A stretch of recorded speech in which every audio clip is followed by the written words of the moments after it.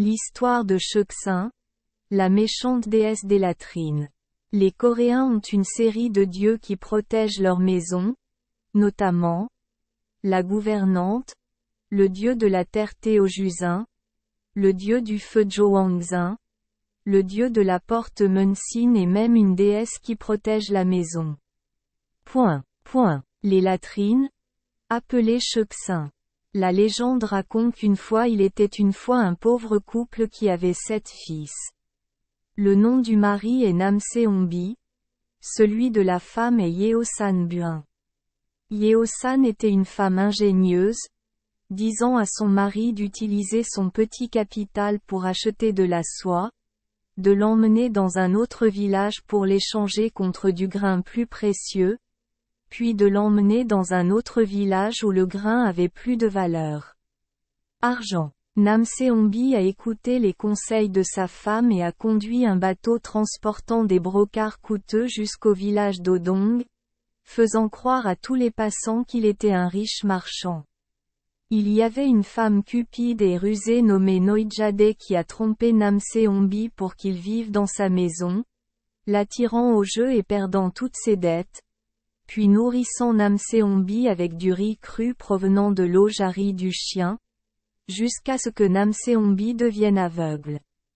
Apprit que Namseongbi avait été trompé et se précipita au village d'Odong pour retrouver son mari.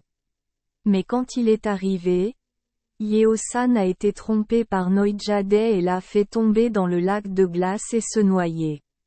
Elle pensait toujours que la famille de Namseongbi était très riche, alors elle s'est déguisée en Yeosan et a accompagné Namseongbi chez elle. Les 7 enfants de Namseongbi et Yeosan Buin ont vu leurs parents revenir et ont couru joyeusement pour les accueillir. Cachant sa tête et montrant sa queue, le plus jeune fils, Nogdisaengun, a découvert que la femme n'était pas sa mère. Noijade était très en colère lorsqu'elle l'a découvert. Elle a fait semblant d'être malade et a demandé à son mari de nourrir le foie de son plus jeune enfant pour guérir sa maladie. Les enfants ont protégé leur plus jeune frère, dénoncé la femme rusée et l'ont forcé à se pendre dans la salle de bain. En parlant du plus jeune enfant, sa mère manque toujours profondément à Nogdisaengun. Le garçon et ses frères ont prié le dieu suprême Cheonjiwang pour qu'il puisse ramener la dépouille de sa mère à terre. Nogdisaengun a demandé à une grue de l'emmener au légendaire champ de Sechon pour réanimer sa mère. Au milieu de la route, la grue a manqué de nourriture et le garçon a même sacrifié son bras pour nourrir la grue. Lorsque la grue a atterri dans le champ de Sechon, le dieu du champ de fleurs dieu Alakgungi a donné son bras au garçon, puis lui a donné 5 fleurs magiques à son tour pour faire revivre les os, la chair, le sang, le souffle et l'âme de l'humain. Ému par l'histoire sacrée de la famille, le dieu suprême Cheonjiwang a fait de son épouse Yeosan Buin le dieu de Joangzin. Le mari de Namseongbi, parce qu'il était inutile et nuisible, est devenu le dieu Japsin en charge du puisard.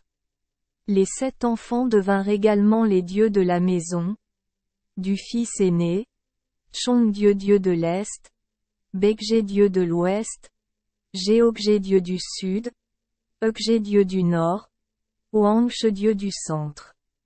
De la maison, Duimunoang le dieu de la porte arrière, et surtout le plus jeune fils qui remporta le plus de victoires eut l'honneur de devenir Munsin le dieu de la porte d'entrée. Quant à la maléfique Noijade, parce qu'elle s'est pendue dans la salle de bain, elle y resta coincée pour toujours, devenant Cheuxin, le dieu maléfique des latrines. La légende raconte qu'elle a les cheveux en bataille et un parfum doux.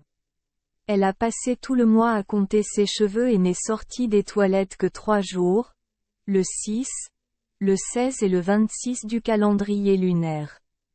Ces jours-là, dans certaines régions, les gens s'abstiennent d'aller aux toilettes et font des offrandes à la déesse Cheuxin pour qu'elle n'entraîne pas les enfants dans les toilettes, Elle déteste vraiment les enfants parce qu'ils les tuent. Certaines personnes croient également qu'en entrant dans les latrines, vous devez tousser 3 fois pour vous présenter à la déesse, de peur qu'elle ne pense qu'un intrus vous touchera avec les cheveux sales et provoquera une maladie mortelle.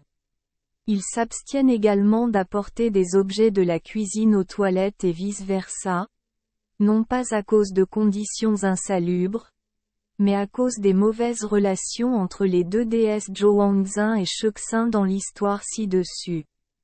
Merci les enfants des Esperluette Croisillon 39. Avoir écouté des contes de fées au jour Esperluette Croisillon 39. 8. Espérons que les histoires apporteront aux enfants des moments heureux et significatifs. Si vous aimez notre chaîne, veuillez appuyer sur le bouton S Esperluette Croisillon 39.